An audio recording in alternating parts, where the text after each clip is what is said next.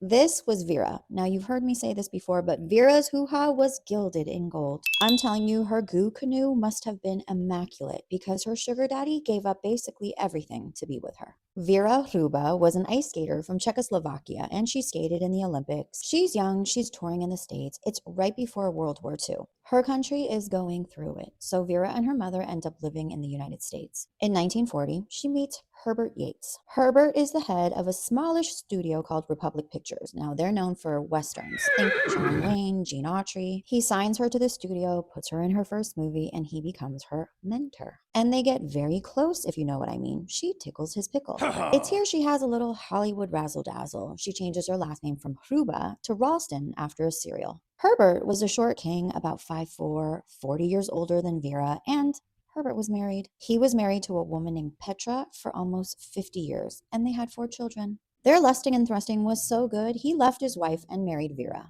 Immediately, he starts putting Vera in his pictures, co-starring with John Wayne. Little man is the head honcho, so why shouldn't he call the shots? The thing is, Vera didn't speak English very well, so she had a very thick accent, and truth be told, her acting was not very good.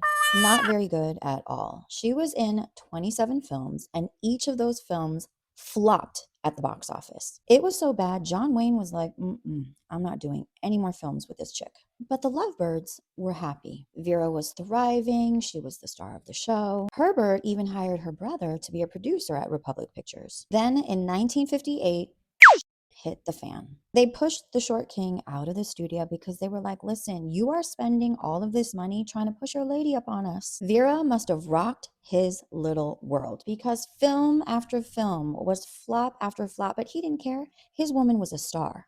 Just 8 years later, Herbert passed away and he left half of his estate to Vera, which was worth $5 million, which in today's money is about $50 million. And then Vera had a nervous breakdown. Poor Vera.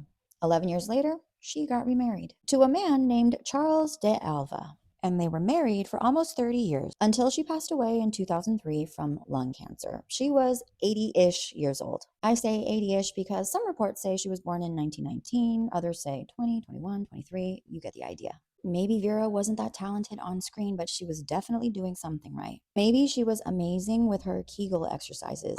She was an athlete after all.